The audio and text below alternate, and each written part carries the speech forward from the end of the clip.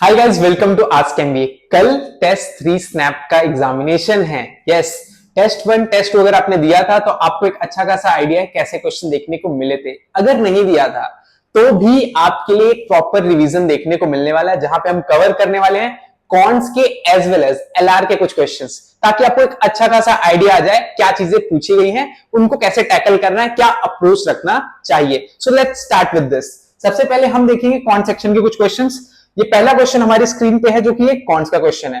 तो ये जो क्वेश्चन है ये बात कर रहा है क्लास में 40% बॉयज हैं, बाकी गर्ल्स हैं, यानी गर्ल्स को हम 40% दिखा रहे हैं एंड बॉयज को 60% दिखा रहे हैं। That is there. आगे बताया जा रहा है कि out of them 30% of the girls and 20% boys got fee waiver. एक कैटेगरी डिवाइड कर दी उनमें से, फी वेवर डिवाइड कर दे रहे हैं हम लोग। बाकी उसके बाद जो टोटल बच्चे बन रहे हैं वो 390 बन रहे हैं। यहां पे आगे बताया जा रहा है 40% of the remaining are eligible for fee concession. एक अलग एक्स्ट्रा कैटेगरी बन रही है फी कंसेशन की, जो बचे हुए बच्चे थे उनमें से। तो हमें पता करना है फी कंसेशन में कितने बच्चे हैं। तो हम सिंपली वैल्यूज को डिवाइड करने वाले हैं, यहाँ पे कैसे देखने को मिलने वाला है। तो 40% गर्ल्स हैं, उसमें से 30% को ये मिला है फी वेवर। तो कितना हो जाएगा, यानी 12% वैल्यू यहाँ पे देखने को मिलने वाली है। Just a second, 30% of the girls, just a second, the value is reverse. So girls को हमें देखने को मिल रहा है 60%, boys are 40%. So this value will get reversed and we will be having a value as 18 over here. And वही boys की बात करते हैं तो 40 का कितना बनने वाला है अपने को 20%, यानी 8 बनने वाला है। In total we will be having a 26% value और वही जो है वो 390 स्टूडेंट्स हैं। तो कैन आई से 26% स्टूडेंट इज इक्वल्स टू 390। क्या यहां से टोटल स्टूडेंट्स में निकाल सकता हूं? Yes, I can find out that particular value. अब आगे जो बची है जो वैल्यू है वो 74% यहाँ पे डिस्ट्रीब्यूटेड है। इस 74% में से 74% टोटल में से हमें देखने को मिला सिर्फ 40% आर एलिजिबल फॉर दिस। जो आउट ऑफ 126 गया, 74 बचा, उसमें से यहाँ पे 40% लोग जाने वाले हैं। तो 74 का जो 40% बनने वाला है दैट विल बी अराउंड, देखा जाए तो अराउंड 30% के आसपास वैल्यू देखने को मिलने वाली है। तो 30% अप्रॉक्स हम निकालेंगे तो हम यहाँ से कंपैरिजन करके वैल्यू निकाल सकते हैं। तो जो आंसर यहाँ पे देखने को मिलने वाला है वो 444 देखने को मिलने वाला है, which will be around that. Obviously अगर मुझे ये वैल्यू 390 देखने को मिली है तो ये वैल्यू इसके पास में ही है। That's how I can get a approx value over here. Options आप यहाँ पे टिक कर सकते हो जल्दी से। आगे बढ़ते हैं हम अगले क्वेश्चन की तरफ। क्वेश्चन नंबर 2 देखने को मिलने वाला है। ये क्वेश्चन नंबर 2 एक सेट थ्योरी का क्वेश्चन है। सेट थ्योरी क्वेश्चंस को हम डायग्राम्स ड्रॉ करते हैं। डायग्राम्स कुछ ऐसे होते हैं। तो यहां बताया जा रहा है मैथ्स में 100 पीपल है। मैथ्स में कितने हैं? 100 है। वहीं स्टैट्स में 70 है। स्टैट्स में 70 देखने को मिल रहा है। इकोनॉमिक्स में 40 है। इकोनॉमिक्स में 40 देखने को मिल रहा है। आगे बताया जा रहा है कॉमन वैल्यूज। कॉमन कितना है इनका? 30 है। मैथ्स एंड इकोनॉमिक्स का 28 है। And further we are getting economics and stats का 23। एंड जो तीनों में कॉमन है वो 18 है। तीनों में कॉमन कितना है? 18 है। हमें चाहिए क्या? ओनली मैथ चाहिए, यानी हमें ये स्पेसिफिक वैल्यू चाहिए। यानी अगर ओवरऑल 100 में से वो कॉमन वैल्यूज हटा दो जो बाकी में बिलोंग करते तो मुझे स्पेसिफिक वैल्यू देखने को मिलेगी। अब ये जो 30 है ये दोनों में कॉमन है, लेकिन ये 30 बात कर रहा है दो में तो है, क्या पता वो तीनों में भी कॉमन हो। दैट्स वाई हम यहाँ पे ये 18 का सब्ट्रैक्शन करेंगे यहाँ पे एज वेल एज यहाँ पे। तो यहाँ पे जो वैल्यू देखने को मिलने वाली है वो मिलने वाली है 12 और यहाँ पे देखने को मिलने वाली है 10। अब ये वैल्यू ढूंढने के लिए मुझे करना क्या है? 100 में से सबसे पहले ये कॉमन वैल्यू उठानी है, दैट इज 12। ये कॉमन वैल्यू उठानी है, दैट इज 18। ये कॉमन वैल्यू दैट इज 10। तो बेसिकली 100 में से मुझे सब्ट्रैक्ट करना होगा 40 and I will get my answer as 60। So that is answer. That is the answer कि ओनली मैथ्स के लिए आंसर मिलने वाला है। देयर आर 60 स्टूडेंट्स और 60%। So that's how we can do this particular set theory का question काफी आसानी से, जल्दी से। क्वेश्चन नंबर 3 की तरफ मूव करते हैं। क्वेश्चन नंबर 3 बात कर रहे हैं हमें। Question number 3 is talking about simple interest and principal जो वर्क कर रहा है एज वेल एज वो वही सेम चीज कंपाउंड इंटरेस्ट में देखने को मिल रही है अपने को। तो अपने ने किया क्या है? 8% पे कितने साल के रखा है? 4 साल के लिए रखा है। तो अब सिंपल इंटरेस्ट वर्क कर रहा है, प्रिंसिपल पे आपको उतना देने वाला है। तो 8% अगर मुझे 4 साल पे मिलेगा तो कितना मिलने वाला है? 32% ओवरऑल। अगर मेरा प्रिंसिपल P होता तो 4 साल में कितना बन जाता? 1.32P, बिकॉज 32% एक्स्ट्रा देखने को मिलेगा। This is on simple interest. वही हम कंपाउंड इंटरेस्ट की बात करते हैं तो we will get interest on interest. हमें क्या मिलता है? इंटरेस्ट ऑन इंटरेस्ट मिलता है। सिंपली अगर हम देखें तो यहाँ पे प्रिंसिपल के साथ साथ अपने को वहां पे value 10% for the first year, 10% for the next year and extra 10% on the 10% will basically 1% extra, basically 21% value total overall देखने को मिलेगी. That's how I can say I will get a value as 1.21t. अब इन दोनों का जो difference है, इन दोनों का जो डिफरेंस है वो कितना है? इन दोनों का डिफरेंस दिया गया यहाँ पे 44,000. इन दोनों का डिफरेंस कितना है? 44,000. तो 32 और 21 का जो डिफरेंस है वो कितना होता है? दैट इज 11, या फिर ऐसा कहूं मैं 11% value is 44,000. So 100% value equals to question mark. ये सॉल्व करना है मुझे. तो आंसर कितना आ जाएगा? 4 लाख आ जाएगा. आंसर कितना आ जाएगा? 4 लाख अपना आंसर यहाँ पे प्रिंसिपल देखने को मिलने वाला है. तो कुछ इस तरीके सिंप्लीफाइड वे में आप क्वेश्चंस को सॉल्व कर सकते हो. आगे बढ़ते हैं हम अगले क्वेश्चन की तरफ.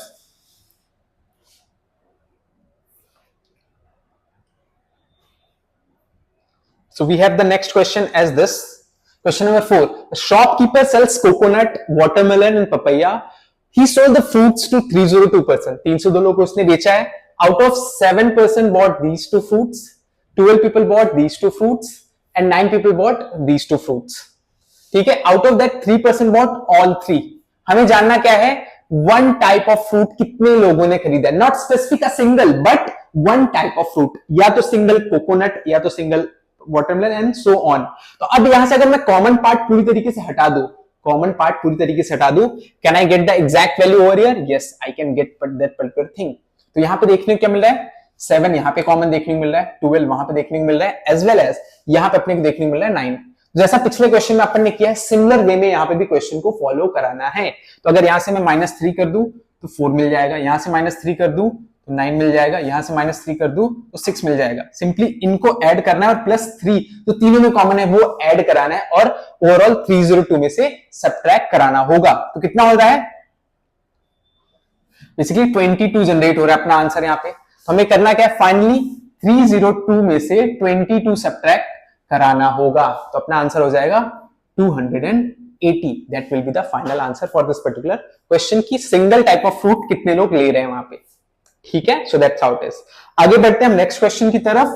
अगला क्वेश्चन है हमारा, just a second. So this question is talking about working together at respective constant rates. ये एक टाइम एंड वर्क टाइप का क्वेश्चन है. ऐसे क्वेश्चन भी देखने को मिलते हैं. एक क्वेश्चन आपको देखने को मिल सकता है इस टॉपिक से. Working together at a constant rate, A and B polish 88 feet square of metal sheet together in 6 minutes. तो इनको हमें देखने को मिल रहा है 88 फीट स्क्वायर 6 मिनट्स में कर रहे हैं. सिंगल अगर हम बात करें तो 1 मिनट में कितना काम होगा? 88 डिवाइड बाय 6 काम होगा. यस और नो? अगर मैं इसको फर्दर कट कर दूं तो कितना हो जाएगा? 44/3 हो जाएगा. 44/3 इनका पर मिनट काम होने वाला है. आगे बताया जा रहा है ए का जो रेट है वो 3/5 ऑफ बी है. ए का जो रेट है वो 3/5 ऑफ बी है. ए इज इक्वल्स टू 3/5 बी बोल सकता हूं. तो बेसिकली जब दोनों मिलके काम करेंगे, यहां पे जब दोनों मिलके काम करेंगे तो काम कितना हो जाएगा? 3/5 b plus b should be equal to 44/3. ये रिलेशन ड्रॉ हो पा रहा है. इस रिलेशन को हम कैरी फॉरवर्ड कराएंगे और बी की वैल्यू यहां से निकाल लेंगे. हम बी की वैल्यू निकाल लेंगे. कितना हो जाएगा ये? 8/5 बी इज इक्वल्स टू 44/3. इतना रिलेशन बनने वाला है. अब हम इस रिलेशन को कैरी फॉरवर्ड करा देंगे. बी की वैल्यू कितनी निकल जाएगी? 44/3 इंटू 5/8. ये कट हो सकता है? यस, ये कट हो सकता है. तो इसको हम 4 से कट करते हैं. 4 2 जा एंड 11 जा. तो कितना बनने वाला है? 55/6 वैल्यू बनने वाली किसकी? बी की. तो वहीं ए की बात कर लो तो ए कितना बनने वाला है? A should be 3/5. So 3/5 into B. B कितना है? 55/6 है. इसको कट कर लेते हैं हम. 3 2 जा 6. तो ये कट हो सकता है और 5 से कट किया तो 11 आ गया. बेसिकली हमारे पास जो वैल्यू देखने को मिलने वाली है 11/2 देखने को मिलने वाली है. 11/2 किसकी वैल्यू देखने को मिल रही है? ए की वैल्यू देखने को मिल रही है. अब ए को काम कितना करवाना है मुझे? 165 का काम करवाना है. कितना? 165 का. तो सिंपली अगर मैं 165 को डिवाइड करवा दूं 11/2 से, अपना आंसर रेडी है. आंसर कितना आ जाएगा? 30 मिनट्स अपना आंसर आ जाएगा इस काम को करने के लिए. So that is how I can find out the answer for this particular question. तो इस कॉन्ट सेक्शन में हमने इस कुछ टाइप ऑफ क्वेश्चन देखे हैं जो कि फॉर श्योर आपको एग्जामिनेशन में ऐसे क्वेश्चन देखने को मिलते हैं. आई होप आपको टाइप समझ में आ चुका है चीजों का. ठीक है. आगे हम मूव करते हैं एलआर के क्वेश्चन की तरफ। सो एलआर के कुछ क्वेश्चन है। पहला क्वेश्चन एक आपको ब्लड रिलेशन क्वेश्चन देखने को मिल रहा है, ठीक है। ओ सॉरी, जस्ट इसमें कुछ टाइपो हो गया है। Okay, so the question is like Q is maternal grandmother of U. U has a brother V. W is a mother of U and V. W is a sister of X who has a daughter Y and Y has a son Z. ठीक है, अब इस type के information को मुझे करना क्या है, एक फैमिली ट्री यहाँ पे ड्रॉ करके देनी है। फैमिली ट्री ड्रॉ कैसे करते हैं हम, सिंपली आप क्या कर सकते हो, Q को आप क्या शो करना है, एक मैटरनल ग्रैंडमदर शो करना है। अब this should be in the third generation. Q के नीचे उसकी बेटी आएगी और उसके नीचे उस कौन आने वाला है, U आने वाला है। उसके नीचे कौन आ जाएगा, U आ जाएगा, क्योंकि Q is the maternal, just a second, maternal grandfather, just a second, maternal grandfather should be right. So it should be like this. So gender wise अपन यहां पे जाएंगे।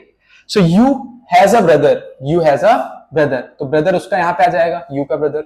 आगे बताया जा रहा है उसका नाम क्या है, V है, उसका नाम हमने V रख दिया यहाँ पे।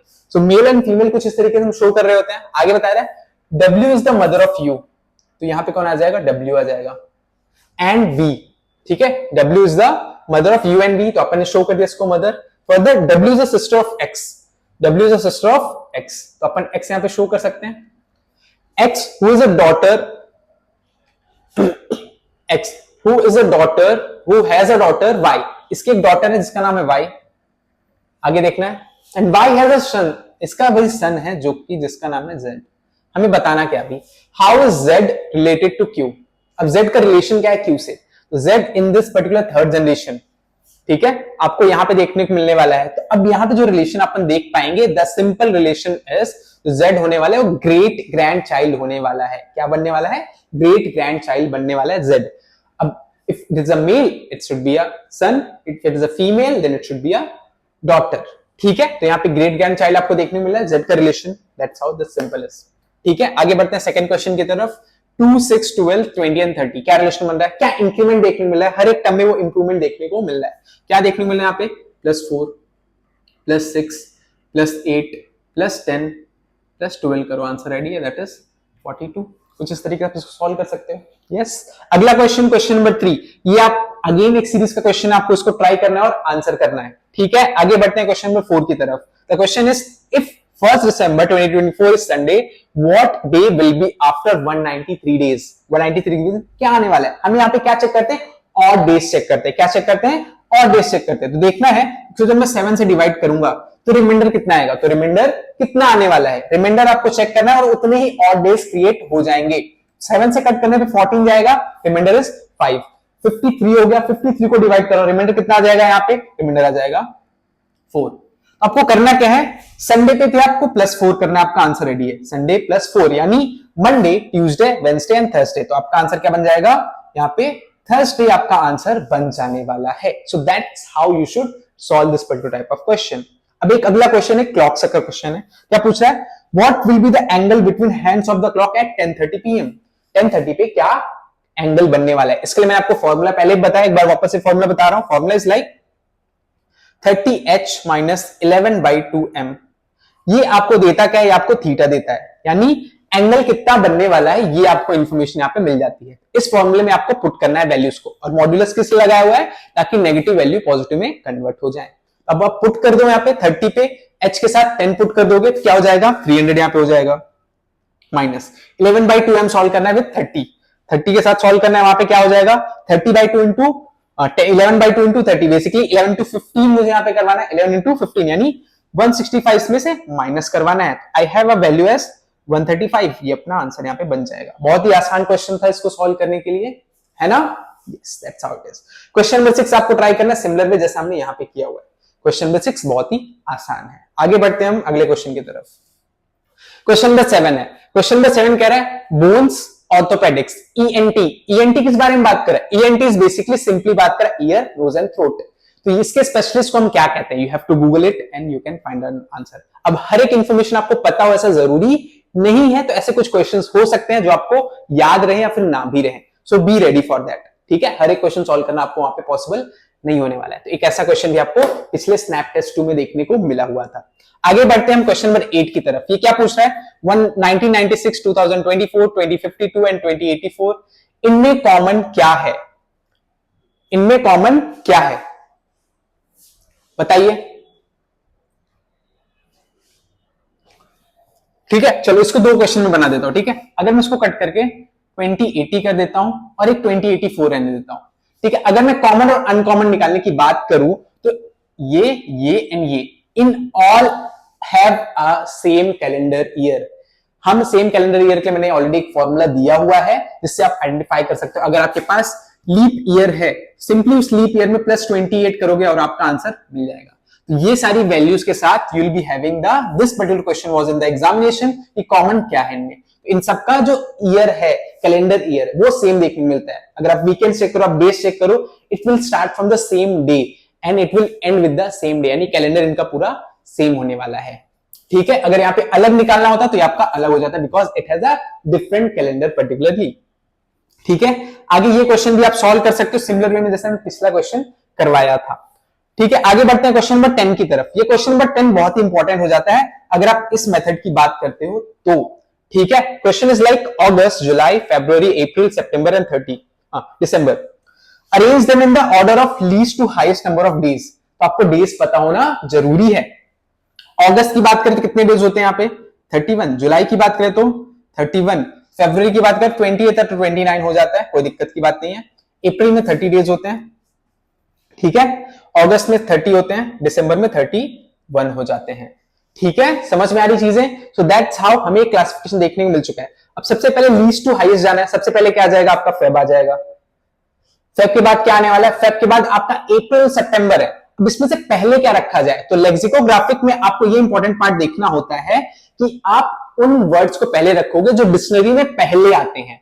डिक्शनरी में इन दोनों में से पहले कौन आएगा? 30 वालों में से अप्रैल की सितंबर, अप्रैल आ जाएगा। तो पहले अप्रैल आप रख दोगे, फिर आप सितंबर रखोगे। अब 31 पे आ जाओ वापस। अब 31 में अगस्त, जुलाई एंड दिसंबर में पहले क्या आना चाहिए? अगस्त आना चाहिए। फिर क्या आना चाहिए? जुलाई आना चाहिए, सॉरी जस्ट माय बैड, दिसंबर आना चाहिए। फिर क्या आना चाहिए? जुलाई आना चाहिए। तो कुछ इस तरीके से आपको ये इंफॉर्मेशन प्लॉट करनी है। जैसे हमने बताया लेक्सिकोग्राफिक में क्या बताना, आपको डिक्शनरी ऑर्डर में चीजों को अरेंज करना होगा। ठीक है, तो ये याद रखना। अब इसी के साथ हम आगे बढ़ते हैं और एक इंपॉर्टेंट पार्ट की बात करते हैं जो है ट्रुथ लेयर का सिनेरियो। इसके अराउंड 3 से 4 क्वेश्चन देखने को मिले थे स्नैप टेस्ट 2 के अंदर, और 1-2 क्वेश्चन आपको स्नैप टेस्ट 1 में भी देखने को मिले थे। तो इट इज इंपॉर्टेंट कि आप ये गो थ्रू करके जाओ। करना क्या होता है यहाँ पे, एक सिंपल ओवरव्यू में आपको दे दूं, आपको सिचुएशन को पकड़ के चलना है कि जो इन्फॉर्मेशन है वो सच है या झूठ है। ट्रुथ एंड लायर के सिनेरियो में आपको इन्फॉर्मेशन पकड़ के चलनी होती है। तो इन्फॉर्मेशन क्या? There are 2 mens, one of them is wearing red shirt and the other wearing blue shirt. The 2 men are named Anand and Bablu, but we do not know which is Anand and which is Bablu. अब इनमें क्या information मिल रही है? The guy in the blue shirt says I am Anand. The guy in the red shirt says I am Bablu. फिर पूछा जा रहा है if we know that at least one of them lied, then What color shirt is Anand wearing? तो आनंद का shirt हमें पता करना है। अब जैसा कि यहाँ पे बताया जा रहा है कि इनमें से एक तो झूठ बोल रहा है। मैंने मान लिया पहले इसने ट्रुथ बोला हुआ है। अभी जब ट्रुथ बोलेगा तो क्या हो रहा है? The guy in the blue shirt says, blue वाले ने क्या बोला? मैं आनंद हूं। अच्छी बात है, तो मतलब इसने सच बोला तो ये पक्का झूठ बोलने वाला है। अब ये झूठ क्या बोलेगा? इसने बोला रेड शर्ट वाले ने मैं बबलू हूं। अगर ये झूठ है तो इसका मतलब इसका उल्टा क्या बनेगा कि ये क्या बन गया? आनंद बन गया। तो दोनों आनंद हो सकते हैं क्या? पॉसिबल ही नहीं कि दोनों आनंद बन जाएं। तो मतलब पहला वाला अब झूठ बोलेगा। पहले वाले ने झूठ क्या बोला? ब्लू वाले ने बोला मैं आनंद हूं, मतलब नहीं, वो क्या है? वो बबलू है। और इसने रेड वाले ने क्या बोला? नहीं मैं बबलू हूं। तो क्या बन गया? ये आनंद बन गया। तो यहां पे अपने को देखने में क्या बन गया? ये पर्टिकुलर इंसान आनंद बनने वाला है। कौन? रेड शर्ट वाला। रेड शर्ट वाला क्या बनने वाला है? आनंद बनने वाला है। तो इस हिसाब से अगर हम यहाँ पे चेक करेंगे तो आनंद ने कौन सी शर्ट पहनी है? आनंद ने रेड शर्ट पहनी है। That is how I can clearly identify the information. ठीक है, समझ में आ रहा है? आगे बढ़ते हैं, हम एक क्वेश्चन और कर लेते हैं हम इसका, देन विल बी डन। ठीक है, एक और क्वेश्चन हम ट्रूथ एंड लायर का देखने वाले हैं जो कि ये इंफॉर्मेशन है। इंफॉर्मेशन क्या है? There are 3 boxes exactly one of which has a car. You can keep the car if you pick the correct box. हमें एक ही मौका मिलेगा सही बॉक्स को चुनने के लिए। इंफॉर्मेशन क्या है? On on each box there is a statement exactly one of which is true, इनमें से कोई एक ही सच है। ठीक है, क्या चल रहा है? बॉक्स वन ने कहा या फिर लिखा हुआ है the car is in this box, ठीक है। दूसरे ने बोला the car is not in this box, तीसरे ने बोला the car is not in this box, box one, sorry, not in box one. फिर हमें पता करना है कौन से में बॉक्स है ताकि हम वो बॉक्स ले लें और हमें कार मिल जाए। ठीक है, अब हम मान के चलते हैं कि उनमें से कोई एक ही सच है, तो मैंने पहले इसको सच मान लिया, ट्रुथ। इसने क्या बोला? इसने बोला है the car is in this box, इसने बोला, हमने मान लिया, तो मतलब बाकी दोनों झूठ बोलेंगे, पक्की बात है। तो इसका क्या बोला है? The car is not in this box, मतलब ये झूठ बोल रहा है, तो मतलब कार वहीं पे होनी चाहिए फिर तो ये कॉन्ट्राडिक्शन क्रिएट हो रहा है ना। क्या हो रहा है यहाँ पे? कॉन्ट्राडिक्शन क्रिएट हो रहा है, मतलब ये सिचुएशन पूरी गलत हो जाएगी। फिर आगे बढ़ते हैं, तो मतलब ये अब फॉल्स बोलेगा। अब की बार इसको मैं ट्रू मान के चल रहा हूं और ये फॉल्स बन जाएगा। अब इसने क्या बोला? The car is in this box, तो मतलब इसने झूठ बोला। इसने क्या बोला? झूठ बोला। तो इसका मतलब कार यहां पे नहीं है, कार यहां पे नहीं होने वाली है। दूसरा क्या बोला है? The car is not in this box, इसने सही बोला यहां, तो मतलब इसने ट्रुथ बोला यहां पे फिर तो। और तीसरा वाला the car is not in box one, मतलब ये झूठ बोल रहा है, तो मतलब बॉक्स वन में ही होनी चाहिए फिर तो यहां पे अगेन यहां पे जो कॉन्ट्राडिक्शन क्रिएट हो रहा है, यहां पे फिर से सिचुएशन रॉन्ग होने वाली है। आगे बढ़ते हैं, अब की बार मैं इसको ट्रुथ मानने वाला हूं, ठीक है, और बाकी दोनों फॉल्स बनने वाले हैं। The car is in this box, मतलब ये झूठ है, कार यहां पे नहीं होनी चाहिए। दूसरा the car is not in this box, ये झूठ बोला है, तो मतलब कार यहीं पे होनी चाहिए। और इसने क्या बोला है? The car is not in box one, मतलब ये सच बोला है, तो बॉक्स वन में कार नहीं होनी चाहिए, यानी बॉक्स टू है तो बॉक्स थ्री हो सकती है, क्योंकि हमने बॉक्स टू ढूंढ के निकाल लिया, तो अपना आंसर क्या बन जाएगा? बॉक्स टू अपना आंसर बन जाएगा। तो कुछ इस तरीके से हम इंफॉर्मेशन को ट्रू और फॉल्स पकड़ के चलेंगे और अपना आंसर यहाँ पे मिल जाएगा। तो इसी के साथ हमने एक प्रॉपर डिस्कशन किया, different type of question, different variation carry किए, जिससे आपको एक प्रॉपर आइडिया लगे क्वेश्चन का। अभी भी आपको किसी भी क्वेश्चन में डाउट है तो please comment down your question, ठीक है। कमेंट आप आसानी से कर सकते हैं, हम आपका उसका आंसर करने वाले हैं, ठीक है। All the best for your snap test 3। आप अगर अटेम्प्ट कर रहे हो, do good and all the best.